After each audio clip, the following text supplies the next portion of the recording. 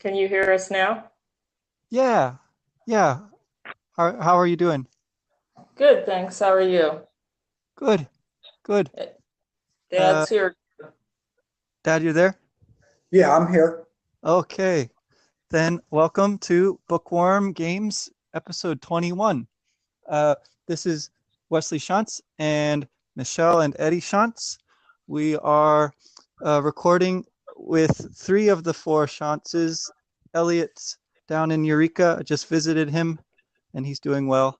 But he was not interested in recording, so maybe he'll at least listen to this at some point.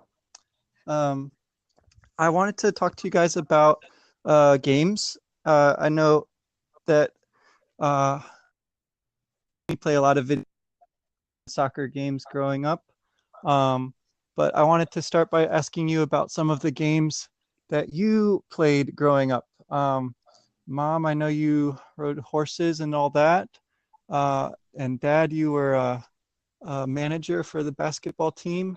But maybe there's other games that you guys remember playing as kids that you'd want to share your experiences of.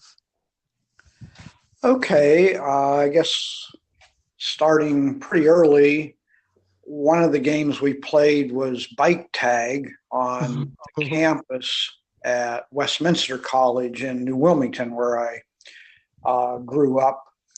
And just a bunch of us kids would get on bikes, and I guess it would start out one person was it.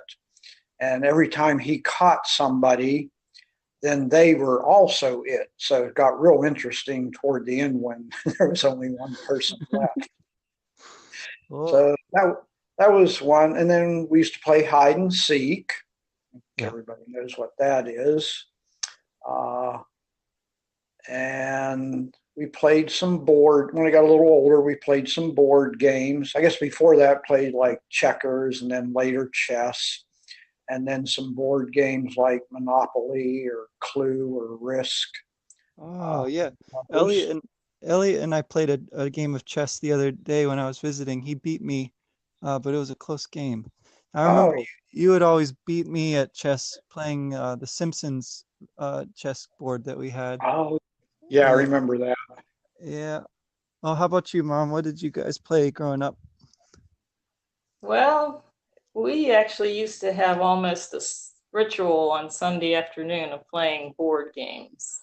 Uh-huh. And it started out being a game where you shot a little round thing and tried to get it in holes in the corner. And I don't know what the game's called, but it came from my great grandmother's house. Oh, We wow. actually have it downstairs.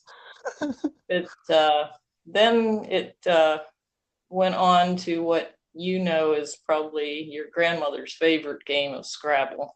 Oh, yeah. Used to be almost a Sunday ritual. Did you guys did you tend to have a streak where one person would win over and over? Or did it sort of go back and forth where someone different would win each week? It kind of went back and forth where somebody different would win each week. I mean, if my dad would play, he typically would win. Ah, As the English teacher, he could, figure things out. But yeah. he didn't always play. Huh. Okay. Yeah, that's something I wanted to ask about then was with winning and losing being a big element of the game, at least for me when I was little, that was a big deal. But as I've gotten older, I think I've gotten more interested in other elements of the game, getting everybody involved and stuff like that. And um, maybe that's something that you guys have experienced too. Do you remember a point at which, like, I know you competed with horses, right, Mom? So, like, a point at which you uh, became less interested in winning the competition and more interested in just getting to getting to sort of play the game, sort of thing, or Dad with you with the basketball team, was it always more about you know everyone kind of playing well together, or was it always kind of doing everything possible to win? Do you have thoughts about that dynamic? I think I think for me and the horse thing, I didn't start riding till I was an older teenager. Oh, okay. And at that point, it was something that I had wanted to do for so long that winning wasn't really the accomplishment. The accomplishment for me was getting out there and doing it, I think. So that is probably not a great example, but Well, that seems to support my suspicion about it was that, growing up and getting older is sort of that winning, that drive to win at all costs is less and less of the less and less yeah, of the motivation. Yeah. I think that's true for me in at least that particular aspect. Hmm. Yeah, and me, I guess when I was a basketball manager, it was more just handling the details so that the players could play and make sure everything was there. Um, when the team would practice, sometimes it would be the varsity team practicing and the JV wasn't. So there were basketball hoops that weren't part of the playing area. So I could play one on one against some of the JV guys. And I guess by the time I got to be a senior, some of the JV guys were a year or two younger. I could actually beat them one on one. Uh-huh. So that was neat. But I guess what you're talking about, uh, I would it would be more when I ran track and I was actually a participant.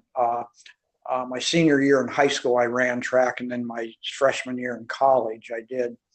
And for that, um, it was important to win, but it was also I got had probably more fun just being there with everybody else and Yeah. working with them, especially on the relay team, passing the baton, trying to get that right. We had an exchange zone where you had to exchange the baton.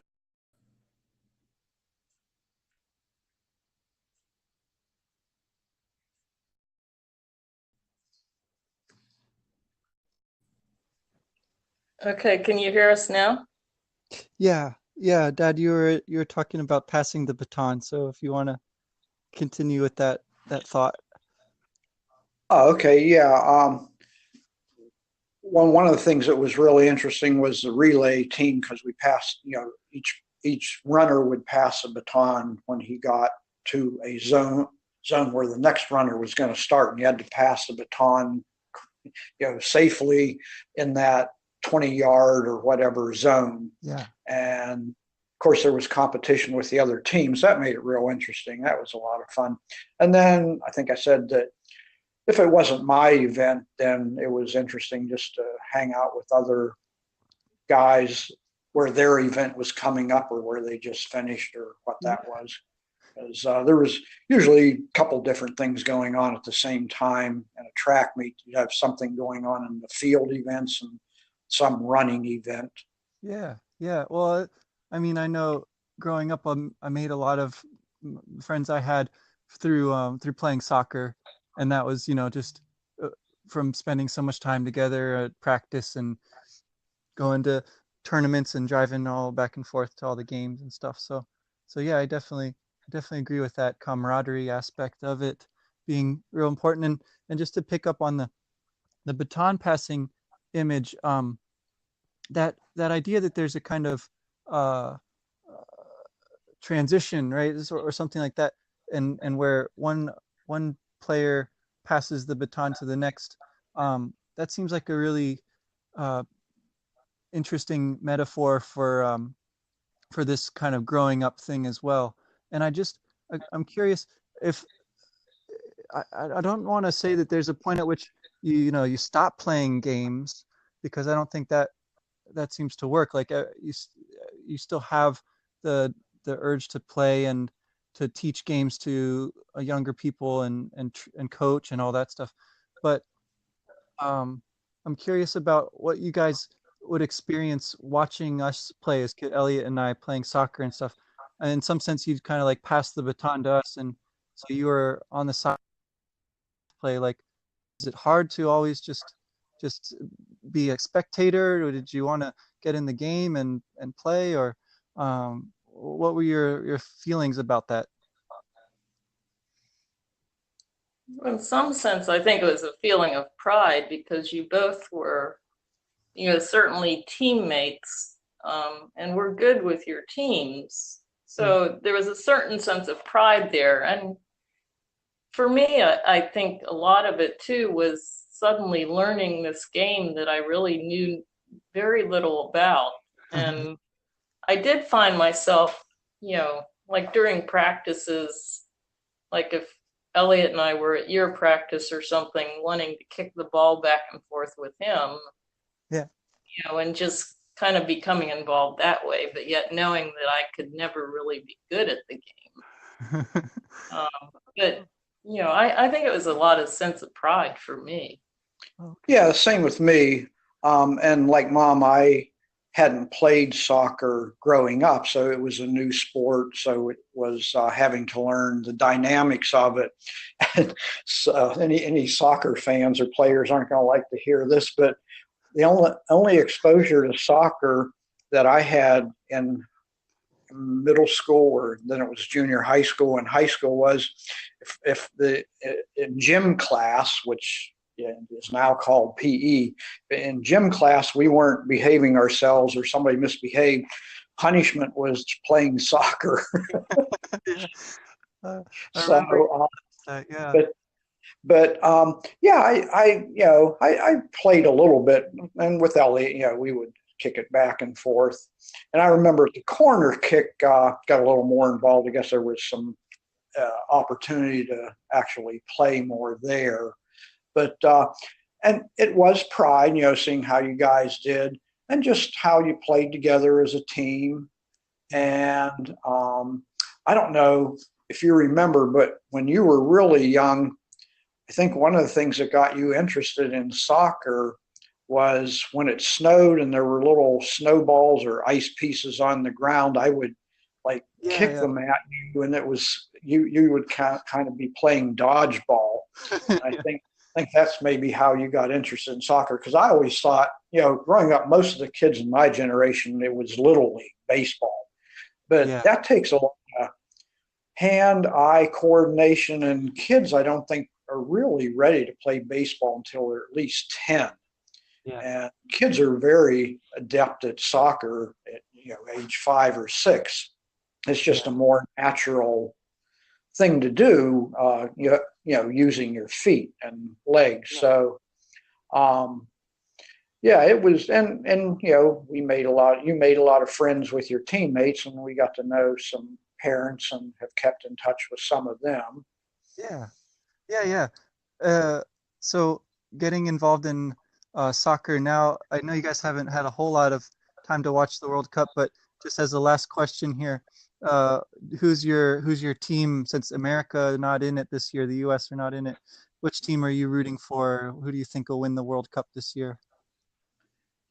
Well, I actually have a verbal bet with the two Mexicans at the barn, Okay. and I'm picking Uruguay. They're actually, after this morning, I think they're picking Brazil. Uh-huh. Whoever won against between Mexico, Brazil was going to be their pick. Okay. Yeah. Uruguay, yeah, that's who I want to win for sure. How about you, Dad? I guess I'm always really liking some particular player that just really excels at any sport. Like with swimming, like in the Olympics, I wasn't all that interested in swimming, but when I saw Greg Louganis dive, Yeah. oh, so this is what a diver is supposed to look like. Or as unusual as another character is Johnny Weir skating.